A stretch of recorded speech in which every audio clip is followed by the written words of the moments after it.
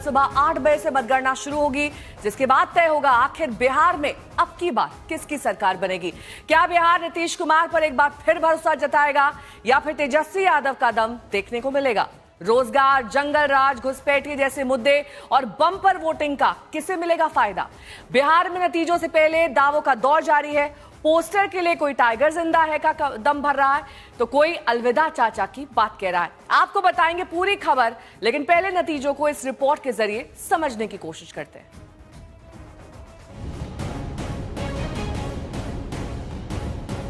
विजय उत्सव की तैयारी कर लीजिए। 2/3 से ज्यादा बहुमत के साथ सरकार बनाने, फिर एक बार एनडीए सरकार। बिहार बहुत विकसित होगा। वैसे नीतीश जी का चैनल बदलते हैं मोदी जी, शाह जी। आप लोगों ने महागठबंधन की जीत पर जो है मुहर लगाने का काम किया। पतन छाप पर बटन दबाइए। आपको अभी की व्यवस्था चाहिए या नई व्यवस्था बनानी? अब की बार बिहार में किसकी सरकार?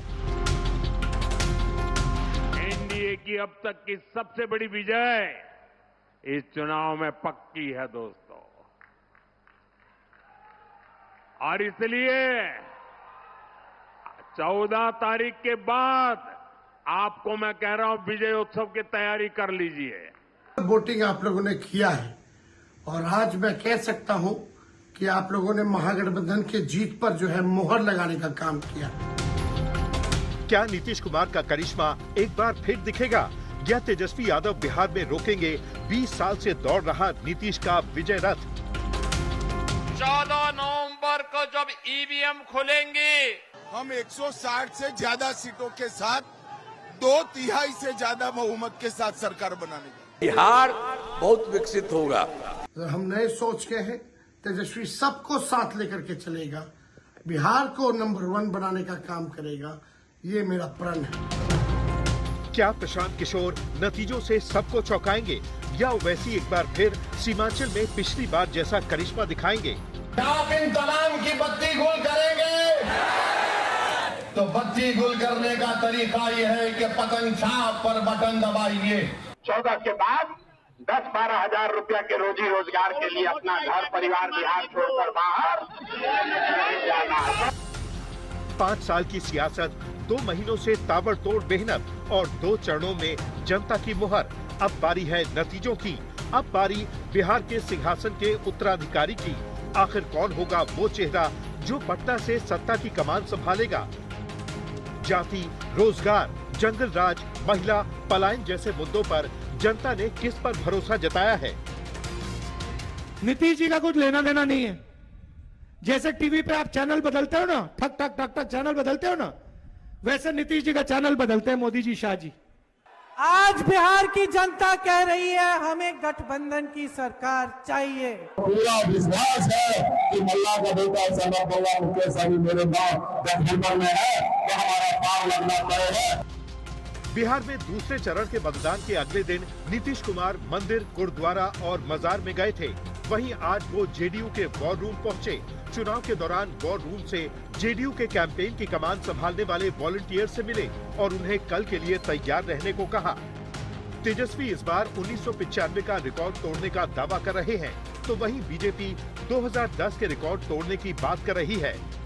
95 का जो चुनाव का जो फीडबैक था, उससे भी बेहतर फीडबैक हम लोगों को इस बार जो है मिला है।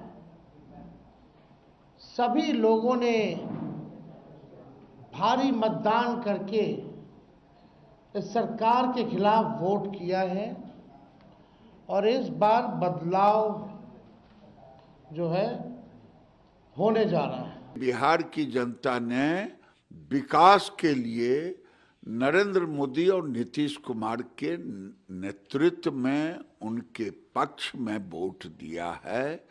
और मैं फिर कह रहा हूं, कल निकलेगा 2010 से ज्यादा स्ट्राइक रेट रहेगा। 206 सीट आया था, उससे अधिक आएगा।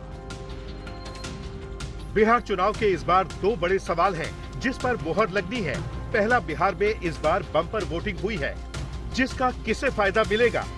वहीं दूसरी ओर महिलाओं ने इस बार जबरदस्त वोटिंग की है। ये वोट किसके साथ गया है?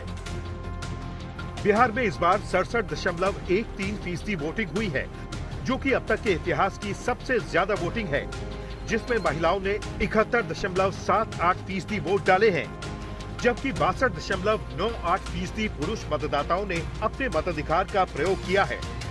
ये जो मतदान हुआ है पूरे देश में, ये आजादी के बाद पहला मतदान है जहां पर इतना वोट रेशियो बढ़ने के बाद भी शांतिपूर्वक चुनाव हुआ है।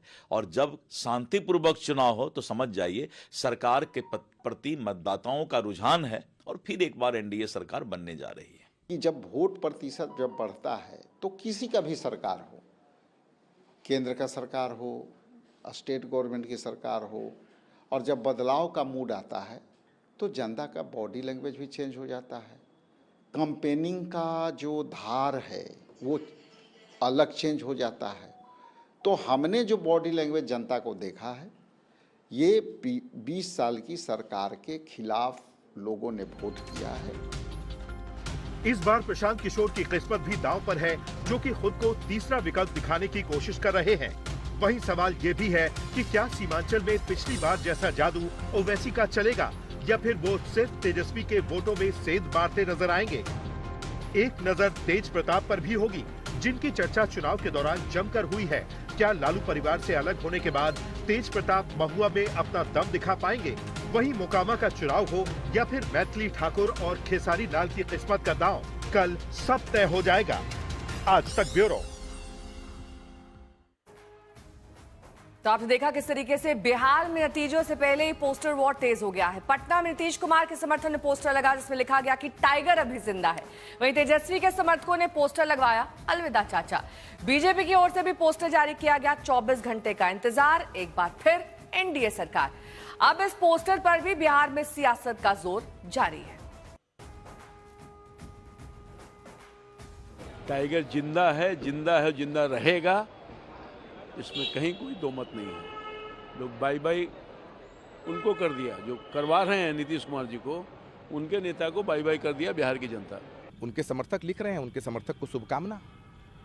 उनके समर्थक ही हैं तो उनके समर्थक क्या लिखेंगे कि नीतीश कुमार की विदाई हो रही है? उनके समर्थक तो यही लिखेंगे ना कि टाइगर अभी जिंदा है, कि टाइगर अभी वापस आ गया है। राज तिलक की हो गई है तैयारी,